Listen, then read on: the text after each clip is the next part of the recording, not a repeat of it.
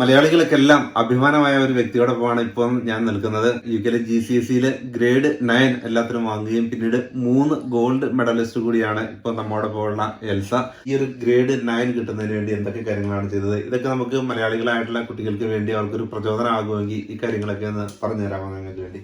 ഞാൻ എൻ്റെ time table ഞാൻ ഏർലിയായി ക്രിയേറ്റ് ചെയ്യും. ഒരു GCSE എക്സാം മെയ്യും ജൂണിലാണ് നടന്നത്. പക്ഷെ ഒരു ടൈം ടേബിൾ ഞാൻ ഡിസംബറിൽ ക്രിയേറ്റ് ചെയ്ത് ഒക്കെ എല്ലാ സബ്ജക്റ്റിന് ഇത്രമാത്രം സമയം ഈ ടോപ്പിക്സ് ഒക്കെ തീർക്കണം എന്ന് ഞാൻ എഴുതി വെച്ചു. ആൻഡ് എന്താ പറഞ്ഞ ഒരു മാർച്ചൊക്കെ ആയപ്പോൾ ഞാൻ ഒക്കെ ടോപ്പിക്കൊക്കെ തീർന്നിട്ട് ഒക്കെ പാസ് പേപ്പറും ചെയ്ത് രാവിലെ ഒക്കെ എന്നിട്ട് പേപ്പേഴ്സ് ഒരു എല്ലാ ദിവസവും ഒരു 3-4 പേപ്പറൊക്കെ ചെയ്യുന്നു. രാവിലെ എന്നിട്ട് ഒരു പേപ്പർ ചെയ്യുന്നു, സ്കൂള് കഴിഞ്ഞിട്ട് ഒരു 2-3 പേപ്പറൊക്കെ ചെയ്യുന്നു. എൽസ പറയുന്ന മെയിൻ കാര്യം ഫസ്റ്റ് തിങ് എന്താ എൽസ എന്ന് വെച്ചാൽ പ്ലാനിങ് ആണല്ലേ. ഓർഗനൈസ് ചെയ്തു, പ്ലാൻ ചെയ്തു. എൽസയുടെ study I will do this എന്ന് പറഞ്ഞ് ഒരു പ്രോപ്പർ പ്ലാനിങ് അല്ലേ. അത് വെൽ ഓർഗനൈസ്ഡ് പ്ലാനിങ് ചെയ്തു സ്റ്റഡി. അതാണ് മെയിൻ ആയിട്ട് ചെയ്തത്. പിന്നെ അടുത്ത ഒരു മെയിൻ ഫാക്ടർ എന്താണ് ഹെൽപ്പ് ചെയ്തത്? മെയിൻ ആരൊക്കെയായിരുന്നു ഒബീസ്ലി ഇങ്ങനെ എൻകറേജ് ചെയ്തിട്ടുള്ളത്? സപ്പോർട്ടിംഗ് ആയിട്ടുള്ള ആളുകൾ ആരൊക്കെയായിരുന്നു എൽസയുടെ? എൻ്റെ പപ്പയും മമ്മിയും നല്ല ഇൻസ്പിറേഷൻ ആയിരുന്നു. ആൻഡ് സ്കൂളിലെ ടീച്ചർമാരൊക്കെ ഉണ്ടായിരുന്നു നല്ല ഇൻസ്പയർ ചെയ്ത് എന്നെ പുഷല്ല ചെയ്തത്, പക്ഷെ മോട്ടിവേറ്റ് ചെയ്തു. അന്ന് എനിക്ക് ഈ ഗ്രേഡൊക്കെ കിട്ടാൻ പറ്റും, അത് നല്ലോണം വർക്കൊക്കെ ഇട്ടാലും. പക്ഷെ സെൽഫ് മോട്ടിവേഷനൊക്കെ ഉണ്ട്.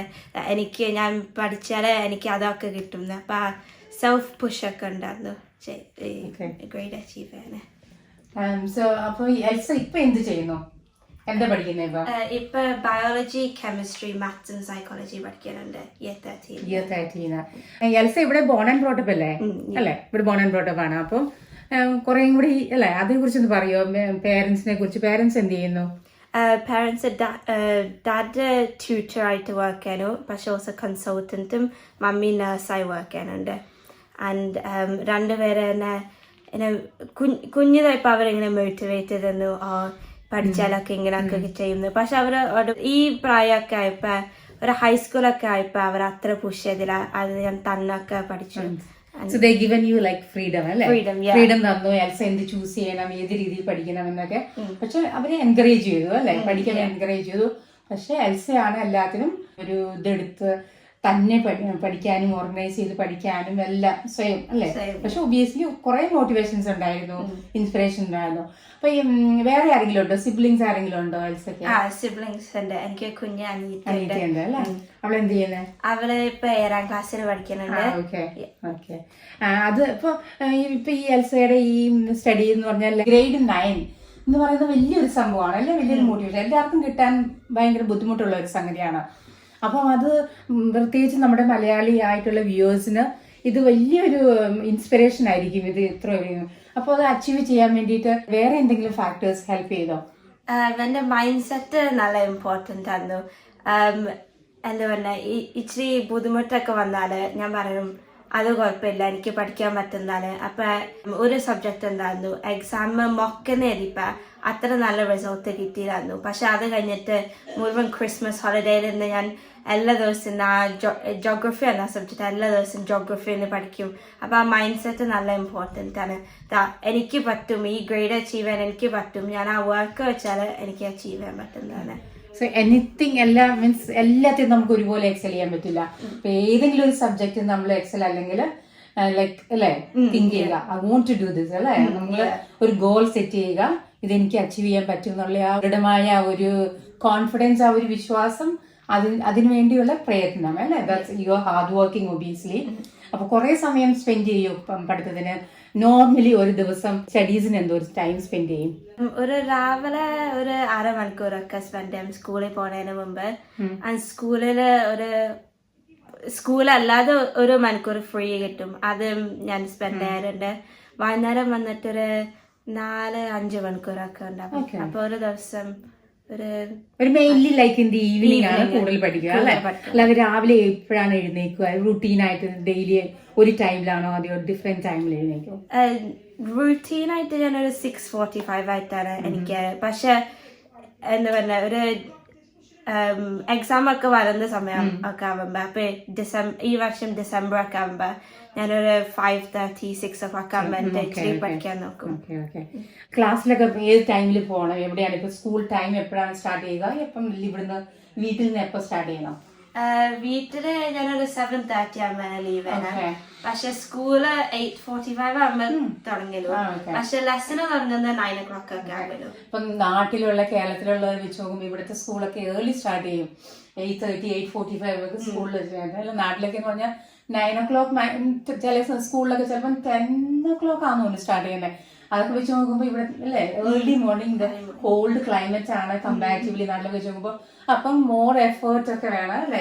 അത്രയ്ക്ക് എഫേർട്ട് ഒക്കെ ഇട്ട്. പക്ഷെ അതൊരു ഗോൾ, അത് അച്ചീവ്മെന്റ്. വേറെ എന്തെങ്കിലും ഒരു ഫാക്ടേഴ്സ് ഹെൽപ്പ് ചെയ്യുന്നു തോന്നുന്നുണ്ടോ ഇത്രയും ഹൈ ഗ്രേഡ് കിട്ടാൻ വേണ്ടി? നല്ല സപ്പോർട്ട് സിസ്റ്റം. പാരന്റ്സും ഉണ്ട്, ടീച്ചേഴ്സ് ഉണ്ട്, കൂട്ടുകാരുണ്ട്. എന്റെ കൂട്ടുകാര് അവരെല്ലാരും പഠിക്കും. പക്ഷെ അവർ ഓൾസോ അപ്പൊ എന്തെങ്കിലും സഹായം വേണമെങ്കിൽ അവരുടെ അടുത്ത് പോകും. ടീച്ചേഴ്സ് നല്ല ടീച്ചർമാരാണ്. പാരന്റ്സ് എന്തെങ്കിലും വേണമെങ്കിൽ പപ്പയുടെ മമ്മിയുടെ ചോദിക്കും. എന്റെ അനിയത്തി അത്ര സഹായിക്കാൻ പറ്റത്തില്ല, പക്ഷെ അവരുടെ അടുത്ത് പോയാൽ അവരിങ്ങനെ സംസാരിക്കും. അപ്പൊ ഒരു നല്ല സപ്പോർട്ട് സിസ്റ്റം അത് നല്ല ഇമ്പോർട്ടന്റ് ആണ്. പിന്നെ ഇപ്പൊ ഈ ഗോൾഡ് മെഡൽസ് ഒക്കെ കിട്ടിയെന്ന് ഞങ്ങൾ അറിഞ്ഞല്ലോ മാത്സിന്. അതെന്തിനാന്ന് എക്സ്പ്ലെയിൻ ചെയ്യാമോ? അത് ഒരു എക്സ്ട്രാ ചാലഞ്ചസ് ഒക്കെ അവൈലബിൾ ആണ് ചെയ്യാൻ. ഇങ്ങനെ UKMT, ലൈക്ക് UK എന്താ പറയുക മാത്സ് ചാലഞ്ച്. അപ്പൊ അതിന് ഓൺലൈനായി റീസോഴ്സസ് ഉണ്ട്. അപ്പൊ എനിക്ക് ആ എക്സാം എഴുതിയിട്ട് അവര് ഡിഫറെന്റ് ലെവൽസ് കിട്ടും. Bronze, silver, gold. അപ്പൊ ഗോൾഡ് ഒക്കെ അച്ചീവ് ചെയ്തിട്ടുണ്ട് ഞാൻ.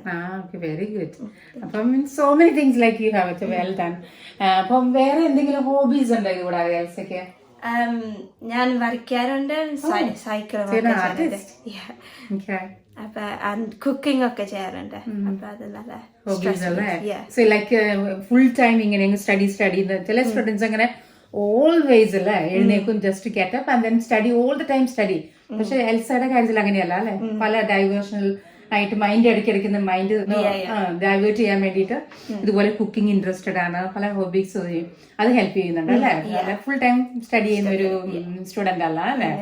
Okay, very good. Obviously you are very intelligent, we can say that. പുതിയതായി ഇപ്പൊ നാട്ടിൽ നിന്ന് വരുന്ന സ്റ്റുഡൻസിന് പ്രത്യേകിച്ചും അവരെന്താണ് ശ്രദ്ധിക്കേണ്ടത്? ഇപ്പൊ ഇതുപോലെ ഒരു എസ് എ പോലെ നന്നായിട്ട് പഠിക്കുന്ന ആഗ്രഹമുള്ള പിള്ളേരുണ്ട്.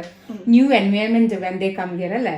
അപ്പൊ അവർക്ക് പുതിയ ഒരു എൻവയോൺമെന്റിൽ അവർക്ക് പഠിക്കാൻ വേണ്ടി എന്ത് ഹെൽപ്പ് ചെയ്യും?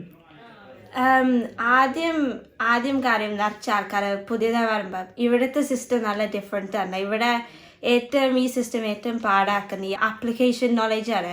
അപ്പൊ ചില ആൾക്കാര് തുടക്കത്തിലൊക്കെ അവർ പറയുമ്പോൾ എനിക്ക് ചെയ്യാൻ പറ്റത്തില്ല, ഞാൻ അത് കഴിഞ്ഞിട്ട് ഒന്നും പഠിക്കില്ല.